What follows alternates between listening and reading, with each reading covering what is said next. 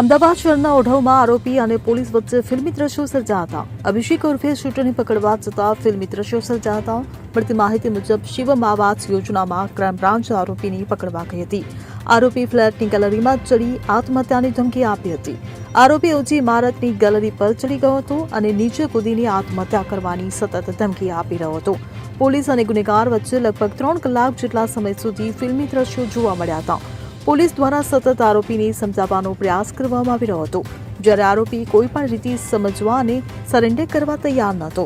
જ્યારે બિલ્ડિંગની નીચે પણ પોલીસ કર્મીઓ નેટ લઈને ઉભેલા જોવા મળી રહ્યા હતા, જેથી કરીને ગુનેગાર છલાંગ લગાવે તો તેને સલામત રીતે પકડી શકાય। તો બીજી બાજુ ગેલેરીમાંથી પણ પોલીસ કર્મીઓ દ્વારા તેને સતત સમજાવવાનો પ્રયાસ કરવામાં આવી રહ્યો હતો, જ્યારે તેની ઉપરની બાલ્કનીમાંથી પણ પ્રોટેક્શન હોગ અને દોરડા વડે કર્મીઓ નીચે ઉતરી તેને પકડવા તજવીજ કરી રહ્યા હતા। જો કે છેવટે 3 કલાકના ડ્રામા બાદ આખરે ગુનેગાર માન્યો હતો અને પોલીસ દ્વારા તેની ધરપકડ કરવામાં આવી હતી। જાણવા મળી રહ્યું છે કે આરોપી અભિષેક હથિયાર અને ફાયરિંગના ગુનામાં સંડોવાયેલો છે।